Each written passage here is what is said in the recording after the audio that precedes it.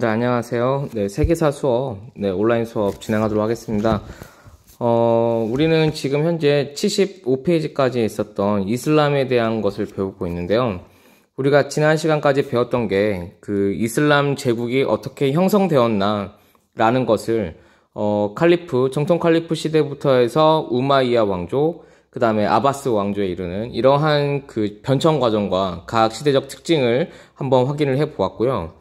자, 오늘부터 우리가 확인할 바는 76페이지에 있는 이슬람의 사회와 경제와 이슬람의 문화, 그 다음에 이 거대 제국, 그러니까 아바스 왕조, 파티마 왕조, 우마이야 왕조 이후에 있는 여러 가지 국가들을 좀 부분적으로 볼 겁니다. 근데 조금 이 부분이 어려운 게 사회 경제 문화와 이슬람 문화는 어렵지 않은데 그 78페이지에 있는 내용들을 보면 되게 헷갈릴 수 있어요. 그러니까 이 부분은 선생님 사실 어렵긴 한데 키워드 중심으로 좀 보시면 좀 더 문제 푸는데 어렵지 않을까 싶습니다. 쉽지 않을까 싶어요. 근데 셀주크 투르크라든지 그 다음에 사파비 왕조라든지 티무르 왕조, 그 다음에 오스만 제국까지 오늘 정리를 해보시면 이제 이슬람 파트는 끝이 나게 되고요. 다음 시간부터는 우리가 고대 그리스, 이제 유럽사에 대해서 좀 진행을 할 수 있을 것 같아요. 그래서 오늘까지 하는 부분이 좀 가장 어렵지 않나 이런 생각을 선생님 개인적으로 하고 있습니다. 자, 그래서 여러분들 정신 차리고 76페이지의 내용을 시작할게요. 사실 이게 장단점이 있겠지만 이렇게 선생님이 수업을 떠서 여러분들 링크를 같이 수업을 하면 여러분들한테 수업 영상 링크를 다시 줄 수 있기 때문에 이 수업을 다시 들을 수 있는 좋은 점이 있어요. 물론 이제 쌍방향으로 하면은 이제 실시간 같은 이제 이런 생동감이 좀 줄어들긴 하지만 선생님 개인적으로는 1학년 애들과 해봤을 때 이렇게 다시 들을 수 있다라는 자체가 애들한테 좀 좋은 약간 보험 역할을 해야 한다고 해나 이런 게 있어서 선생님이 세계사 수업도 이렇게 영상을 떠서 먼저 이렇게 링크를 드립니다. 자, 그래서 오늘은 76페이지에 있는 이슬람의 사회와 경제를 볼 건데요. 사실 이슬람 사회에서 모든 걸 규정하고 있는 거는 바로 쿠란이에요. 꾸란이라고 해도 되고, 발음상 저희는 이제 쿠란이라고 쓰고 있는데요. 쿠란대로 세상을 살고 삶을 이제 영위하기를 바란다라는 이슬람 사회에 좋은 그러한 그 기풍이 있고, 이제 이러한 그 통제가 된다고 해야 되나? 삶의 모든 걸 지배하는 것이 이제 쿠란인데, 이제 그 쿠란에 따라서 일부 지역에서 일부 다처가 허용되기도 하고, 그 다음에 선생님 전에 얘기했던 것 같이 돼지고기를 좀 많이 싫어하는, 금기시 타부시하는 이런 식습관도 있고, 그 다음에 여기는 우리가 배웠었죠. 그 이슬람의 그 무슬림으로서 지켜야 할 5행 가운데 하나인 적극적인 구제활동, 가난한 사람을 구하는 거. 선생님 혹시 기억나시나요? 이게 무슨 건지? 그때 자카트라고 했었는데, 이 5행 중에 하나가 있었죠. 이런 것들이 강조된다라는 거 그냥 아시면 될 것 같고, 이슬람교도는 원칙상 신합해 평등한다 하지만, 우리가 아랍우월주의도 배웠었고요. 그걸 또 반대로 극복하는 아바스 왕조의 또 아랍우월주의를 폐지하게 되고, 그 다음에 범이슬람주의, 이슬람교를 믿으면은 이슬람 세계에서는 괜찮다라는 이런 인식이 있었다는 것도 우리가 배울 수 있었고요. 근데 사실 이쪽 지방에서 이거 보면 아시겠지만 여기에 보면 아시겠지만 모든 게 다 상업활동 연결되어 있잖아요. 이 아라비아 사람들, 특히 이쪽에 있는 사람들, 결국엔 발달된 중국의 문화를 가지고 와서 여기에다가 이제 물건을 전달해주는 역할을 했던 게 역시 그 중개무역, 그런 지정학적인 위치를 갖고 있는 지역이 바로 여기 아니겠습니까? 그래서 결국에는 이 아라비아 사람들, 이슬람 이전의 이 아라비아 사람들은 결국에 아랍인들은 결국에 상업적인 활동을 많이 했다라는 이게 있는데, 그 아랍 사람들, 이 상업 활동에서 가장 대표적인 게 바로 이 밑에 나와 있는 해상무역이 있을 수 있고요. 배 타고 떠나는 해상무역. 그래서 이 바닷길을 장악을 했고, 바닷길. 그 다음에 가장 이제 많이 나오는, 여기 결국에는 사막이 많다 보니까 그 사막으로 물건을 전달해주는, 그 중국의 동쪽의 물건과 서쪽의 무역을 전달해 줄 때 결국에는 어디에 실냐면 그 사막을 건너갈 때 낙타에 실다. 낙타와 낙타를 이렇게 연결시켜서 이러한 상업 형태를 하고 있는 이 모습을 우리가 대상이라고 합니다. 대상. 그래서 교과서에 나와 있지만 그 대상에 대한 이 이미지를 같이 기억해 두라. 그 다음에 배를 타고 떠난다? 배를 타고 떠난다 하면 혹시 이쪽 지역에서 많이 생각나는 어떤 그 만화 같은 거 이미지가 혹시 있을까요? 선생님은 그 신바드의 모험이라는 그 어린 소녀가 신바드의 모험 혹시 책 읽어봤을까요? 신바드의 모험이 가장 대표적이지 않나 싶은데 하나 이미지를 미리 보여주자면, 네, 어이구, 너무 많이 있는 게 나온다. 네, 구글로 한번 볼까요? 네, 신밧드의 모험 하면은 이게 얘 아이가 왜 터번을 쓰고 있나라고 생각할 수 있죠. 네, 이 만화를 보시면 아시겠지만 이런 이미지를 볼 수가 있죠. 네, 신밧드의 모험, 신밧드의 모험, 네, 이러한 만화적 이미지. 신밧드의 모험이 사실은 롯데월드에 있어서 가지고 이게 나오는데, 네, 이 아이가 과연 이 소설 속에 나오는 이 아이가 배를 타고 여행을 떠나는데, 신밧드의 모험에서 나오는 이 아이는 대체 어딜 배경을 하고 있나? 네, 바로 이슬람 세계권을 생각하고 있다라는 거 같이 좀 아시면 될 것 같아요. 네, 그래서 일단 여담을 한번 해봤고요. 자, 넘어가시면 이제 이슬람의 문화입니다. 이슬람 문화는 이제 동서 문화의 가장 중요한, 네, 기틀에 있다라는 거. 그래서 모든 것을 종합을 해서, 예, 쉽게 말하면 뭐 통합을 했다고 하는데, 뭐 나쁘게 말하면 짬뽕했다, 모든 걸 섞었다라는 것을 볼 수 있고요. 거기는 아프리카도 있을 수 있고, 유럽, 그리스와 로마 문화가 있을 수도 있고, 그 다음에 동양에 들어오는 문화가 있을 수 있고, 인급한 나라가 이제 페르시아와 인도이기 때문에 이쪽의 문화가 모든 게 이슬람교와 만나서 결국엔 섞인다라는 거 알면 될 것 같은데, 역시 쿠란이다. 예, 모든 것은 아랍어로 적혀 있는 이 쿠란이다. 그래서 아랍어는 이 세계에서는 공용어다 라는 거 하나, 네, 체크하면 되겠고, 그 다음에 이슬람교와 아랍어를 알고 있으면 결국엔 이 문화권에서 영위할 수 있더라, 형성되었다. 자, 이런 것도 같이 볼 필요가 있고요. 자, 여기 중요한 얘기가 나오는데 무슨 얘기를 할 거냐면 바로 이거예요.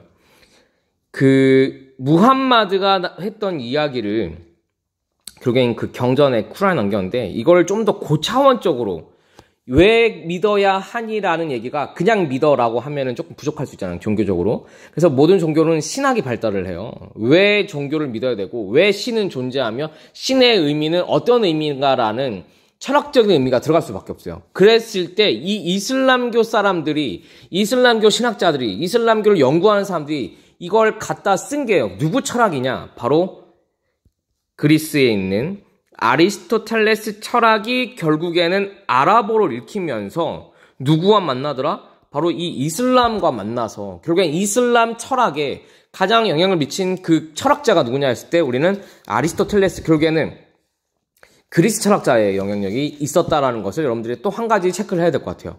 이걸 왜 얘기하냐면, 사실 이때쯤에 유럽은 그리스 로마 문화가 아니에요. 그리스 로마 문화가 아닌 게 그리스 로마 시대가 아니에요.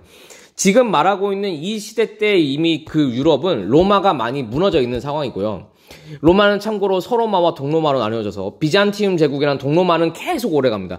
1453년까지 올라가요. 우리가 알고 있는 그 고대 로마가 1453년까지 이어진다고요. 이게 바로 우리가 알고 있는 동로마고 비잔티움 제국인데, 우리가 알고 있는 영국, 프랑스, 그 다음에 독일, 이탈리아, 스페인 지방에 있는 그 로마는 서로마인데, 그 서로마는 이미 망했어요.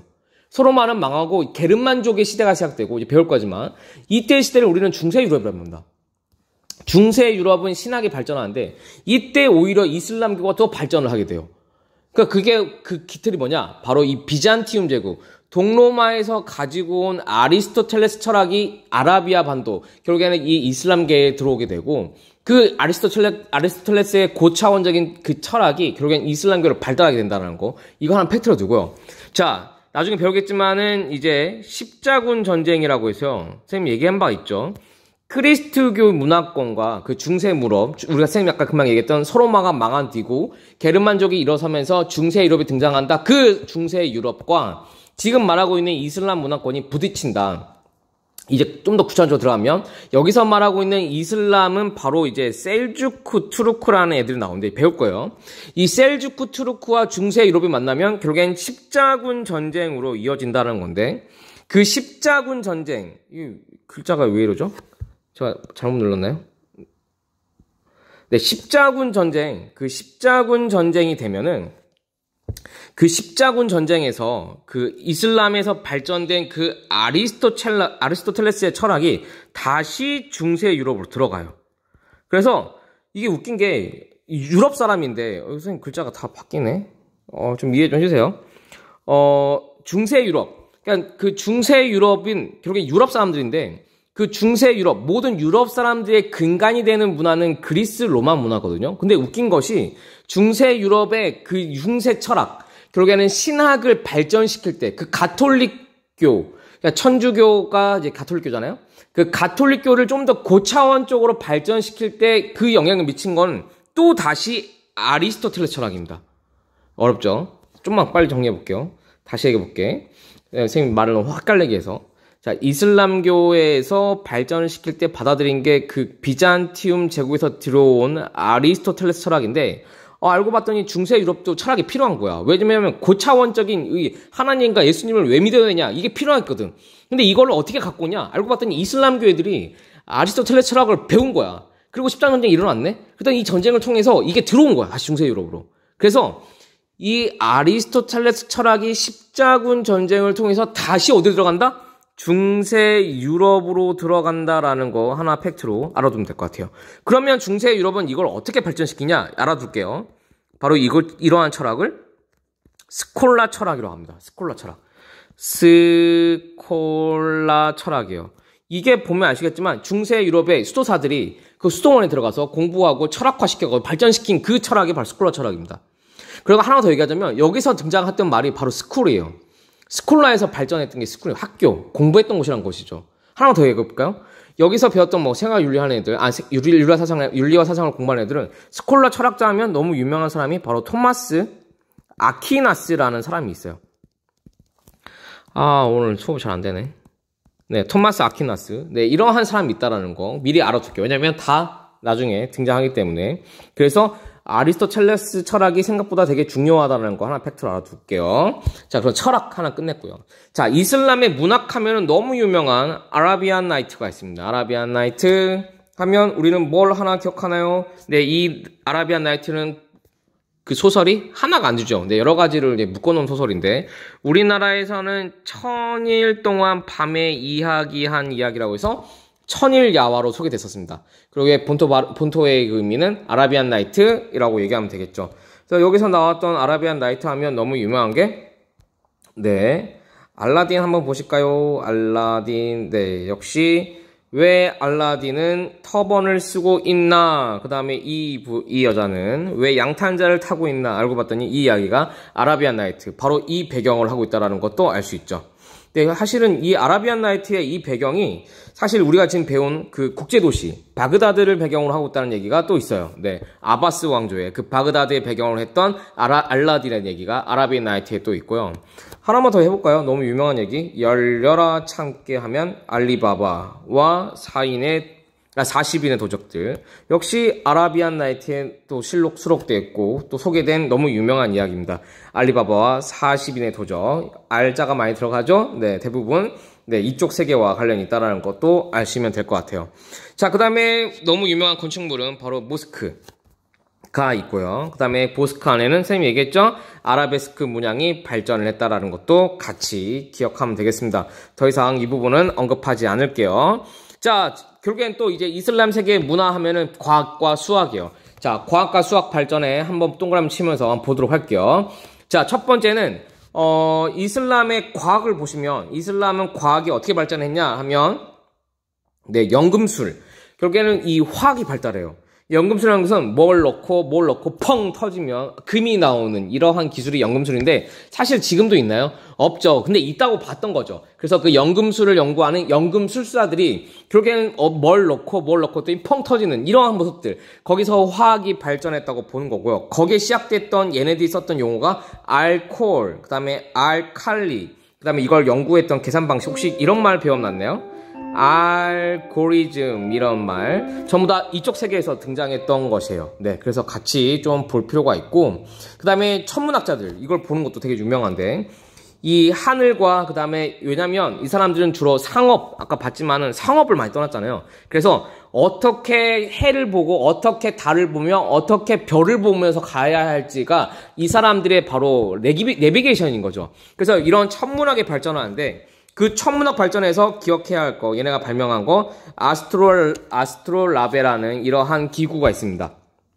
천문기구 가운데. 자, 아스트롤라베 하나 또 동그라미 쳐보고요. 그 다음에 이 사람들은 지구가 이미 둥글다는 것을 알고 있었기 때문에 지구본이라는 게 있을 수가 있었죠. 그래서 같이 과학기술로 좀 볼 필요가 있다. 자, 이 사람들은 너무 유명한 거, 우리가 쓰고 있는 숫자가 십진법의 아라비아 숫자인 걸 알죠? 역시 이 사람들이 개발한 고안한 숫자라 볼 수 있는데 거기에 얘네께 하는 게 아닌 게 있어요. 바로 없다라는 영의 개념입니다. 이 영의 개념은 어디서 갖고 왔냐? 인도에서 가져왔어요. 인도에서. 그래서 이거 하나 특이하니까 아라비아 숫자, 아라비아 쪽이구나 라는 것과 함께 영의 개념, 없다라는 개념이 인도에서 들어와서 바로 우리가 알고 있는 0부터 10까지의 숫자가 완성됐다라는 것도 하나 체크해 보고요. 자, 그 다음에 하나만 더 해보자면 바로 이 이븐 시나가 만든 의학대전, 여기 책에 나와 있죠. 그래서 이미 의학 기술도 발전했고 얘네들은 병원도 있었다라는 이 문화적인 요소도 하나 기억해 둘게요. 이븐 시나의 의학대전은 나중에 그 중세라든지 유럽이라든지 이쪽에 의학 기술 발전하는데 되게 크게 기여했기 때문에 같이 좀 알아보시고요. 그 다음에 아까 선생님도 여러 번 얘기했지만 아바스 왕조할 때 얘기했어요. 탈라스 전투 때 당나라에서 누가 잡혀온다? 바로 제지 기술. 그러니까 종이를 만들 수 있는 기술이 다시 아라비아로 들어온다라는 거. 그 아라비아에 들어온 종이 기술은 어디로 간다? 유럽으로 간다는 거죠. 네, 그래서 이런 것들도 같이 알아두고 이런 것들은 중세 문화, 특히 나중에 등장하는 근대 르네상스에 영향을 미치기도 한다라는 것이 바로 아라비아의 문화입니다. 사실 이 파트까지는 그냥 일반적인 내용이고 교과서대로 했지만은 이제 두 번째는 이제 우리가 할 게 이슬람 세계 팽창인데요.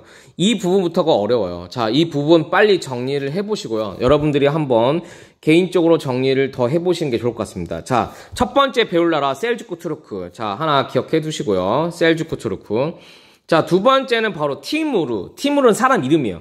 티무르 왕조입니다. 티무르는 티무르가 주인공이고 티무르가 죽고 나서 쇠퇴하기 때문에 그냥 티무르 왕조 하나 체크하고요. 세 번째가 바로 사파비 왕조입니다. 사파비 왕조는 위치가 그냥 이란입니다. 이란. 여기 나와 있죠? 현재 여기가 이란.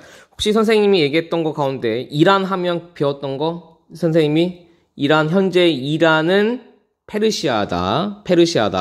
그래서 그 아케메네스조 페르시아, 사산조 페르시아였다. 이거 얘기한 적 있고, 이란 하면 기억해라. 이란은 지금 페르시아이긴 한데 이슬람 국가다. 근데 유일하게 뭘 주도하는 파? 바로 시아파. 그래서 사파비 왕조는 누가 건설을 하냐? 수니파와 시아파 가운데 바로 시아파입니다. 그래서 같이 하나 더 알아둘게요. 시아파가 건설한 나라가 몇 개가 있느냐 같이 알 필요가 있고요. 자, 그 다음에 우리가 오늘 궁극적으로 배울 나라는 바로 오스만 제국입니다. 오스만 제국의 원래 명칭은 오스만 투르크예요. 투르크가 여기 있지 않나요? 맞아요. 투르크라는 민족은 같지만은 사람이 다른 거죠. 네, 하나는 셀주크족이고 하나는 오스만족. 네, 그래서 오스만 투르크. 그 다음에 셀주크 투르크. 투르크족 가운데도 여러 가지 족이 있는데 그 중에서 셀주크 투르크보다는 바로 우리가 이제 궁극적으로 배울 나라는 오스만 투르크. 바로 오스만 제국이다. 왜? 오스만 제국은 어마어마하게 컸으니까. 이쪽 세계 가운데 가장 넓은 나라 영향을 갖고 있는 나라, 가장 영향력이 컸던 나라는 바로 오스만 투르크가 아닐까 싶어요. 오스만 투르크를 현재 계승한 나라는 바로 터키입니다. 터키예요. 그러니까 현재도 연결되는 고리가 있다라는 것도 같이 알아볼 필요가 있죠. 그래서 오스만 투르크는 좀 더 디테일하게 볼 필요가 있습니다. 첫 번째, 자, 셀주크 투르크와 티무르를 묶어보시고요. 사실 여기 사이에 지금 빠진 게 있어요. 그게 뭐냐면 몽골입니다. 바로 우리가 알고 있는 그 칭기스칸의 후에 몽골 제국이냐? 맞아요. 그거예요. 그래서 이 이슬람 세계가 전체 한번 싹 쓸린 적이 있어요. 그때가 바로 몽골 제국입니다. 이때는 뭐 투르크도 아니고요. 그 다음에 너희가 알고 있는 그 이슬람 아라비아 사람도 아니고요. 아랍 사람도 아닌 거죠. 바로 우리가 알고 있는 그 몽골 제국이 들어와가지고 몽골 제국이 만들어져요. 구체적으로 얘기하자면 여기가 바로 누가 만들어졌냐면 일한국이 세워질 때가 있었어요. 이때가. 그래서 티무르 제국은 티무르 왕조는 배우겠지만 그 일한국 몽골 제국 그 다음에 다시 계승된 나라가 바로 티무르입니다. 그래서 여러분들 셀주크 투르크 티무르를 묶어서 볼 건데 여하튼 간에 그 사이에 하나 뭐 빠진 게 있구나. 그건 우리가 전에 배웠던 몽골이 하나 있다라는 거 하나 껴두면 될 것 같아요. 자, 바로 해볼게요. 자, 셀주크 투르크 하나 보실게요. 셀주크 투르크. 자, 투르크 계통이고요. 투르크는 민족입니다. 그 중에서 셀주크 투르크가 있는데 이 사람들은 원래 중앙아시아에 살고 있었어요. 그래서 투르크인이고요. 얘네 우리나라 동양에서는 뭐라 불렀냐면 한자로 돌궐이라 불렀어요. 돌궐이 중국에서 때려맞고요. 이동을 해왔는데 중앙아시아에서 서쪽으로 넘어온 거죠. 그러면더니 서쪽에서는 이제 얘네가 왕자 역할을 하는 거죠. 그래서 셀주크 투르크가 왔는데 예산들은 당연히 중앙아시아였기 때문에 이슬람교를 몰랐죠. 그리고 왔더니 이슬람 세계를 지배를 하면서 이슬람교를 수용하게 됩니다. 지금 누구 얘기하느냐? 투르크 애들 얘기한 거예요. 그래서 투르크 애들이 이슬람교를 수용하면서 결국에는 이슬람 세계권을 자배하게 되는데 그 첫 번째 민족이 바로 셀주크족이었던 거죠. 그래서 셀주크 투르크를 보자면 셀주크 투르크는 바그다드를 입성했어요. 바그다드 하면 우리가 전에 배웠던 아바스 왕조의 수도였죠. 그때 아바스 왕조가 있었어요. 근데 그 셀주크 투르크가 전행을 다 차지를 하고 결국에는 이 바그다드를 입성을 했더니 그 아바스 왕조에 누가 있었겠죠? 칼리프가 있었던 겁니다. 근데 셀주크 투르크가 봤을 때 당신은 칼리프고 나는 그 아래에 있을 테니까 나를 임명하면 내가 정치를 지도하겠다. 대신에 너는 바그다드에 있어라. 그래서 아바스 왕조는 망하지 않았어요. 오히려 아바스 왕조가 그러면 정치는 네가 지배를 해야겠지? 네가 권력을 가져가렴? 하고 준 칭호가요. 바로 술탄입니다. 술탄이에요. 그래서 술탄이라는 칭호를 받고 아바스 왕조는 바그다드에 있고 그 주변 세력을 이렇게 넓혀서 지배를 했다라는 거 체크하게 볼게요. 역시 수도는 바그다드에 있다는 것을 알 수 있죠. 그래서 셀주크 투르크는 결국에는 세력을 확장해서 이렇게 넓은 땅을 차지한 나라가 됐다? 근데 아바스 왕조의 칼리프는 망하지 않았다라는 것도 특이한 거니까 얘기하는데 셀주크 투르크는 이미 얘기했지만 에피소드가 하나 있어요. 뭐냐면 바로 십자군 전쟁이다. 그건 바로 뭐 때문에? 이 비잔티움 제국 때문에. 비잔티움 제국은 쌤이 얘기했지만 동로마 제국이에요. 쉽게 얘기하자면 보면 로마가 아직도 있었네. 얘는 유럽 세계권입니다. 유럽 세계권은 결국에는 크리스트교 문화권이잖아요. 크리스트교 문화권과 이 셀주크 투르크가 어디서 싸우냐 계기가 된 게 바로 이 예루살렘입니다. 이 예루살렘은 유대교의 성지이고 그 다음에 이슬람교의 성지이기도 해요. 그 다음에 당연히 크리스트교의 성지겠죠. 결국에는 예루살렘은 성지인데 그 성지라는 것을 배경으로 해서 비잔티움 제국과 결국에는 셀주크 투르크와 그 다음에 옆에 있는 이제 안 나왔지만 바로 중세 유럽이 결국에는 이 전쟁에 합류하게 되는 거죠. 가장 결정타는 중세 유럽과 바로 셀주크 투르크의 전쟁이겠죠. 그래서 100여 년간 싸우게 되는데 그 전쟁을 십자군 전쟁이라고 한다. 십자군 전쟁이라고 한다. 결국에는 이 십자군 전쟁으로 되게 오랫동안 싸우면서 누구한테 밀린다? 결국에는 몽골한테 밀려서 멸망한다라는 게 이 얘기의 끝입니다. 어렵지 않아요. 셀주크 투르크 그렇게 어렵지 않아요. 그래서 키워드 한번 보시고 특히 지도가 되게 많거든요. 지도 하나씩 구분해 보면서 넘어가 보도록 할게요. 자, 티무르 왕조 바로 하겠습니다. 티무르 왕조는 일단 이렇게 범위가 있고요. 보면 지금 주치울루스? 바로 울루스 하면 기억해야 될 게 몽골이죠. 몽골. 네, 맞아요. 몽골입니다. 몽골. 자, 그래서 이때 이미 몽골이라는 나라가 제국이 돼서 세계 제국을 제패하고 있었구나. 근데 이 티무르가 여기 지벽에서 이 이슬람 세계 여기권에서 등장을 했구나. 그러면 이 티무르는 뭐 하는 애느냐? 티무르는 여러 가지 설이 있는데 이 사람은 중앙아시아 계통이긴 하지만 얘는 자기 스스로 얘기를 해요. 나는 몽골 칭기스칸의 후예다. 그럼 얘는 몽골 사람이냐? 이렇게 볼 수도 있는 거죠. 그래서 이 티무르가 그렇게 얘기했으니까 티무르는 자기 스스로가 칭기스칸, 나는 몽골의 후예다. 그러면 내가 만든 나라는 몽골을 이었다라고 얘기하고 있는 사람이 바로 티무르예요. 특이하죠? 그래서 티무르는 자기 스스로가 몽골 제국을 이었다. 몽골이 지금 망한 이후지만은 나는 몽골을 이었다. 나는 몽골을 다시 세울 거다. 이렇게 얘기한 사람이 티무르다라는 거 보시고요. 수도는 바로 사마르칸트입니다. 사마르칸트를 수도로 한 새로운 나라 티무르의 나라가 만들어져요. 티무르 제국. 그래서 결국에는 이렇게 넓은 영토가 있는데요. 이때 하나 에피소드가 있다면 그게 뭐냐면 바로 이 앙카라 전투예요. 1402년 앙카라 전투인데 이게 왜 나오냐? 바로 이게 이제 우리가 선생님 아까 말했던 그 메인일 수 있는 나라 오스만 투르크가 이미 이때 존재했다는 거죠. 그 오스만 투르크가 사실 이때 티무르한테 먹힐 뻔했던 전투가 바로 이 앙카라에서 진 거죠. 이 오스만 투르크는 졌어요. 여기도 나와 있지만 티무르에 의해서 앙카라 전투에 패해서 엄청난 큰 타격을 받기도 했지만 짜져 있었던 것이지 나라가 망하진 않았다. 그리고 웃긴 거는 티무르가 죽으면서 나라가 거의 망하기 때문에 그렇게 오래 가진 않았다. 그 시기가. 그래서 여하튼간에 티무르 왕조 하나 기억해두고 거대한 국가를 만들었다라는 거 보시면 될 것 같아요. 그래서 이 나라는 웃긴 건 몽골 제국의 재건을 목표로 했다. 그리고 이 나라 때 이미 중국은 나라가 뭐였냐면 바로 명나라였어요. 그러면 이미 원나라가 아닌 것도 알 수 있죠. 그러니까 이 사람의 목표는 다시 명나라도 없애고 원나라를 세우던가 몽골을 세우던가 다시 이걸 옛날처럼 하겠다라는 목표를 가진 나라가 티무르인데, 티무르가 직접 명나라를 정복하러 가다가 죽어버려요. 병사합니다. 그래서 당연히 전쟁이 안 일어났겠죠.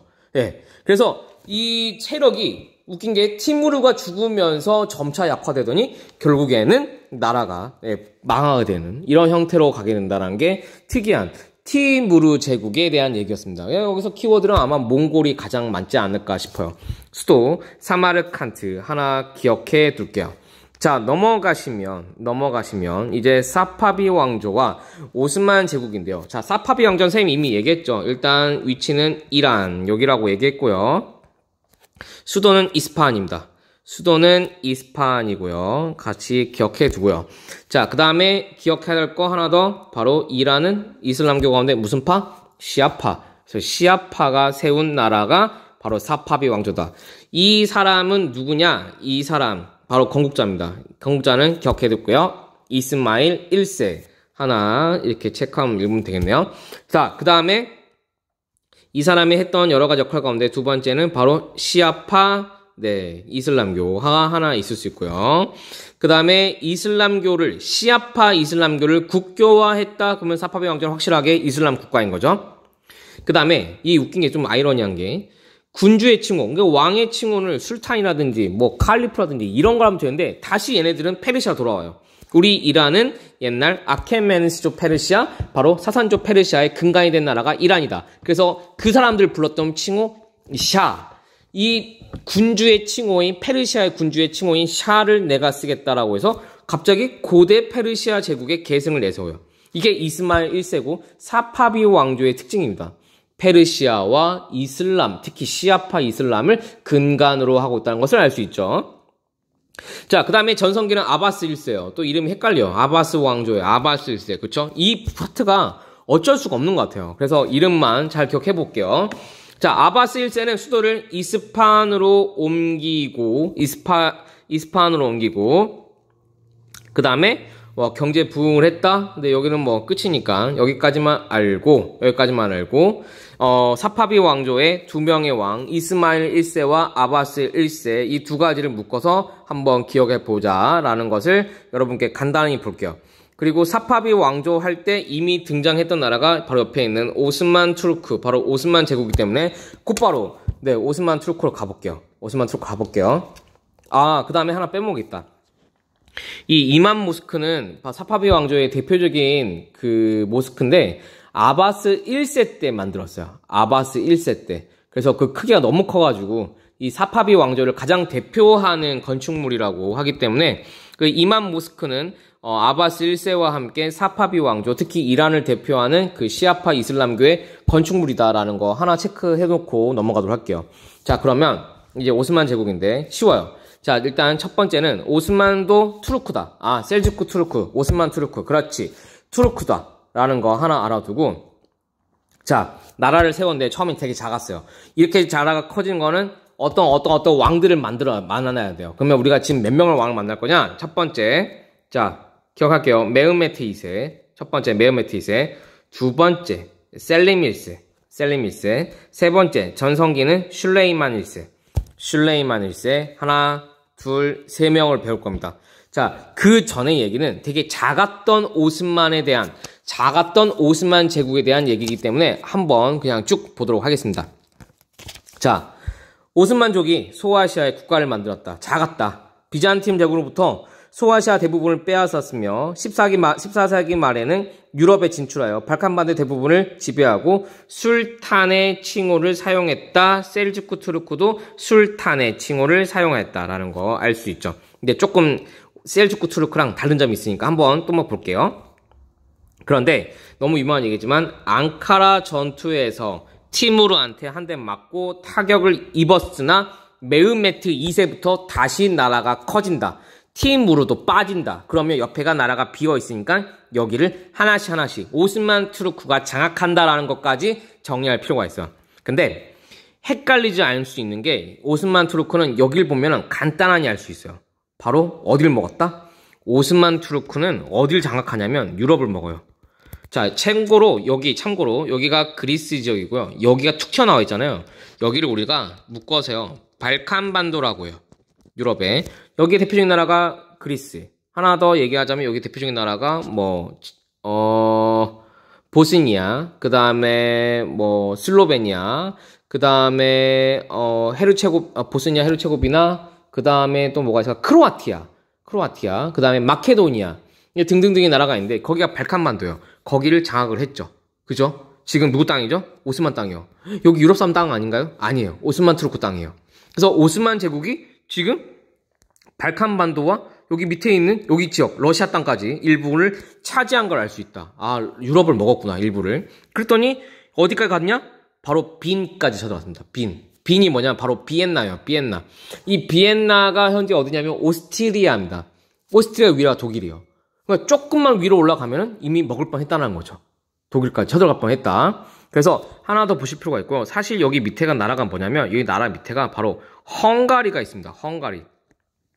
그래서 어마어마한 이 남부 유럽, 이 동부 유럽을, 동부 쪽과 남쪽의 유럽을 어마어마하게 영토를 차지한 사람이 바로 이 차지한 나라가 오스만 투르크인 거, 오스만 제국인 것을 알 수 있어요. 그래서 여러분들이 일단 기본적으로 아시라고 선생님이 정리를 해놨고요. 자, 그럼 곧바로 메흐메트 2세부터 볼게요.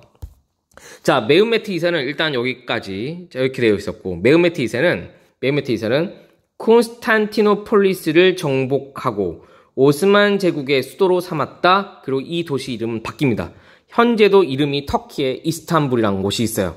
그 터키의 수도는 앙카라인데 이 터키 사람들도 되게 좋아하고 관광의 명소 메카는 바로 이 이스탄불입니다.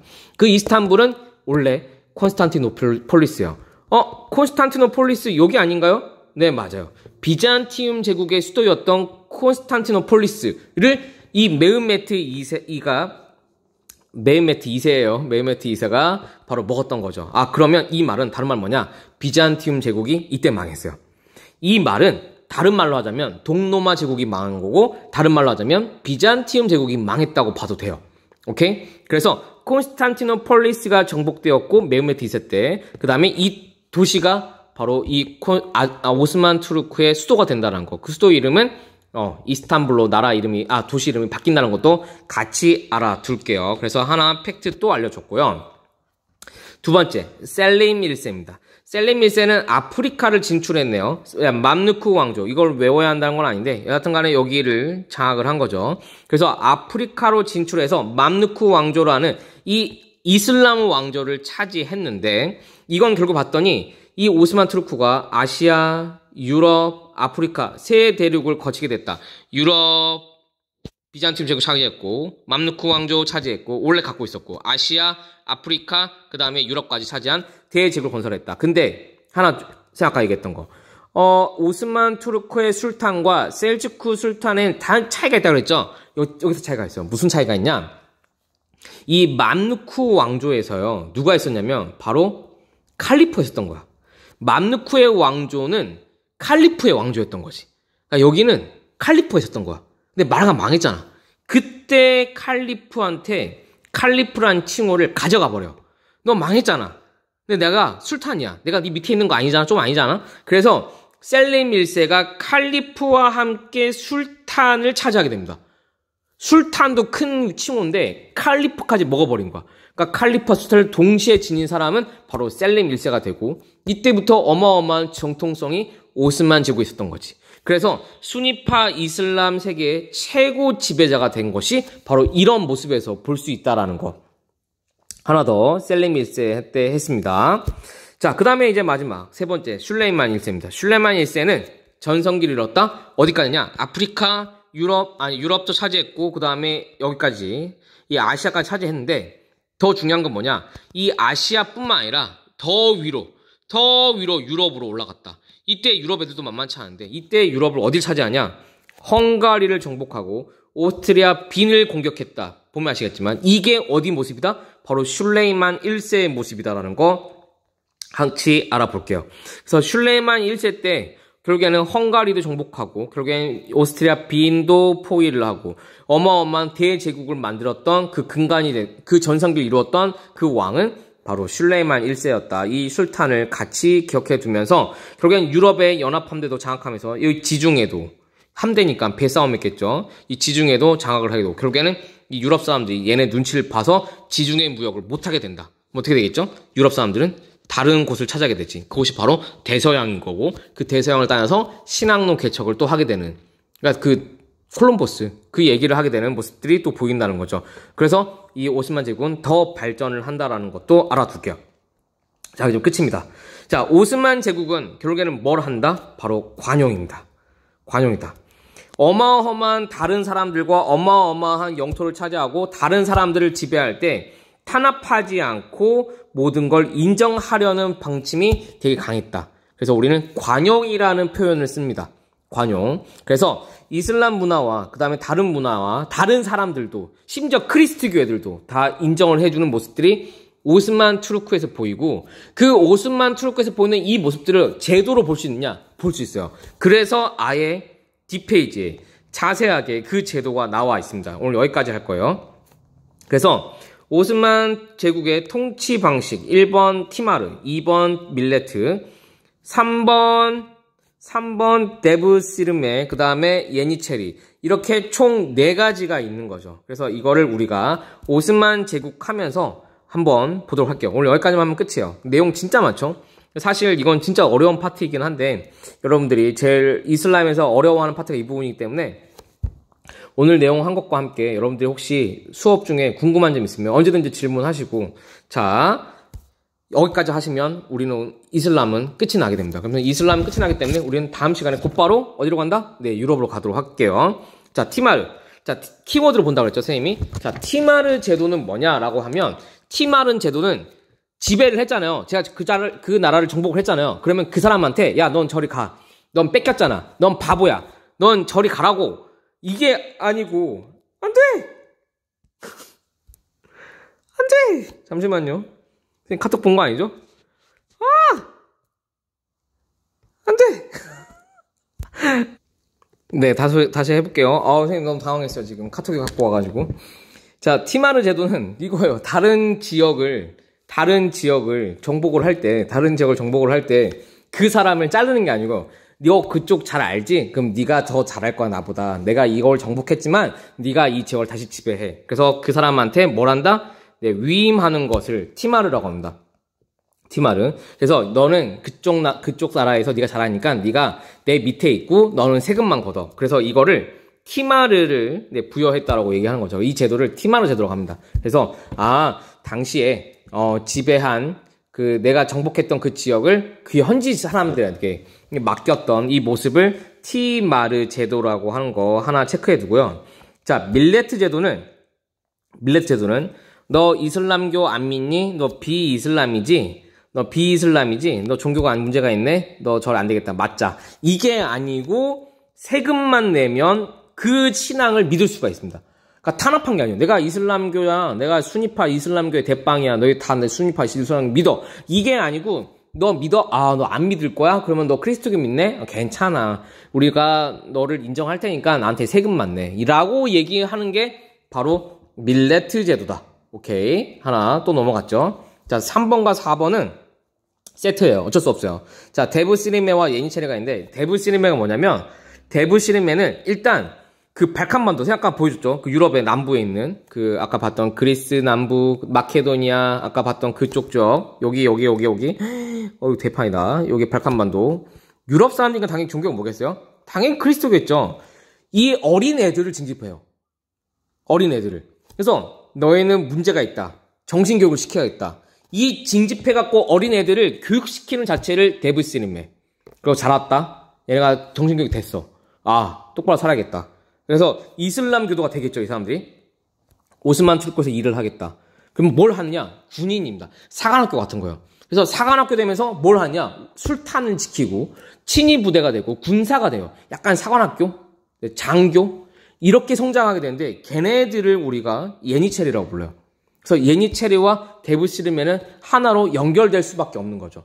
그래서 데브시르메와 예니체리를 묶어서 우리는 이렇게 그 오스만 투르크가 타 민족에 대해서 억압하거나 강압적으로 하거나 이게 아니고 결국엔 이해하려고 했고 관용하려고 했던 이러한 정책들로 이해할 수 있겠다. 그래서 오늘은 오스만 투르크까지 정리를 했습니다. 여러분들 긴 시간 동안 수업을 들어서 너무나 고생 많았고요. 네, 중간에 선생님이 갑자기 카톡에 연락이 와가지고 너무 당황했지만 여러분들은 잊어주시고 여러분들 다음 시간에 또 온라인 수업이 있으면 또 온라인 수업 진행하도록 하고 우리는 그리스 유럽 문화 하도록 하겠습니다. 오늘 여기까지 수업 진행하도록 할게요. 고생 많았습니다.